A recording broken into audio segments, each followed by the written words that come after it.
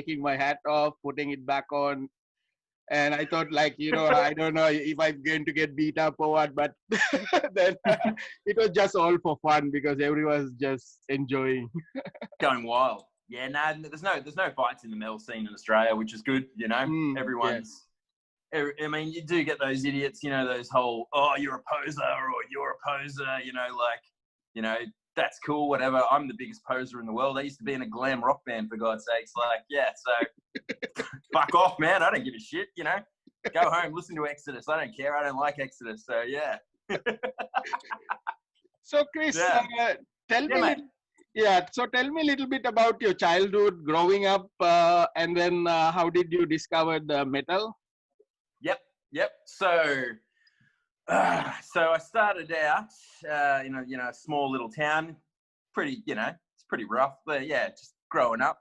But let me think, like how I started with music. I was 5 years old when I heard Kiss's "Tears Are Falling." I saw the video clip on it was like a thing down here called Rage.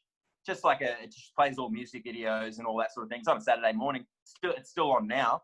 But it was Tears Are Falling, and I just absolutely just fell in love with rock. That was just, oh wow, this is cool.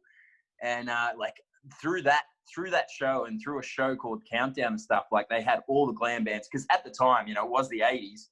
Poison, Motley Crue, Van Halen, Wasp, they were all massive. Well, maybe not Wasp in Australia, but so all these bands were just played on the radio, so that's what I heard the most. And through that, and through my sister, actually, my sister was listening to Motley Crue a lot. And they're one of my favorite bands. They probably are my favorite band, just not the last 20 years of music they've made, which has been shit. But yeah, so that's how I sort of started out. I started out listening to a lot of glam. So basically the first couple of bands that it was Black Sabbath, Motley Crue, Kiss, Van Halen, that sort of stuff. And then from there, it just got heavier and heavier. I heard, trying to think, Slayer, obviously. Slayer, I was watching it. It was a movie, actually. There was a movie called The River's Edge, and it's got Keanu Reeves and Crispin Glover in it. Great movie.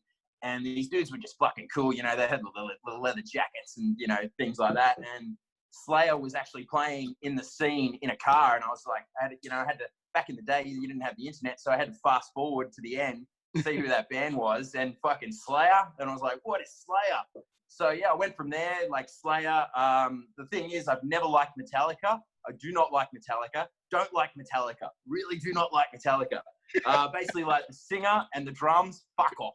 But I love Megadeth, and I love, Sodom, all that sort of stuff. So it fully went from glam to thrash, and that's what I was listening to. And then in the mid 90s, I heard,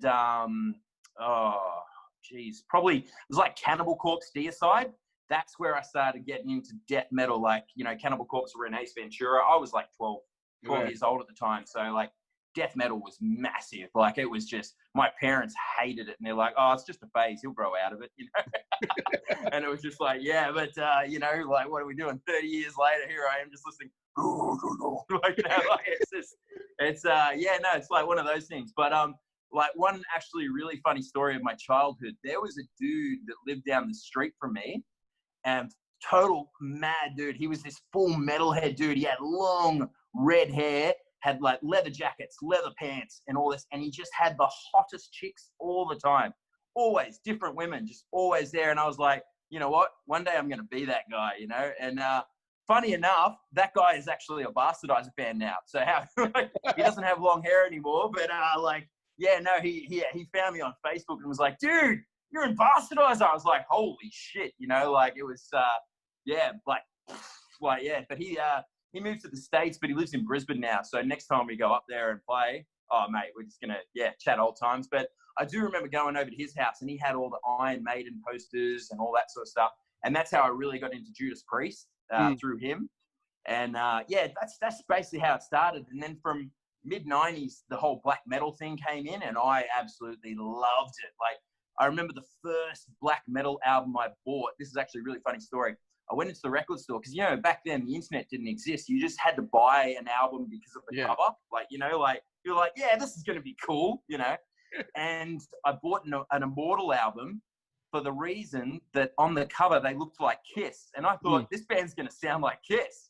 And I put it in and I was like, what the fuck is that? It was just like, you know, it was like mad. And I was just like, yeah, this is going to take me a long time to get into. But a few years later, you know, the whole black metal thing came in and I loved it. Yeah, no, I loved it. Like, I'm glad I was old enough to skip the whole new metal thing. You know, Korn, fuck off. Like, you know, all that shit, my God. Like fucking Disturbed and oh my God. Yeah, no, I was glad I was old enough to just skip that whole thing. Just skip it right there, you know. But yeah, no, I love everything. I love glam, death, thrash, black. Yeah, black thrash, you know. Yeah, black death. Yeah. And I mean, what else? I don't listen to jazz or anything else, you know, like I don't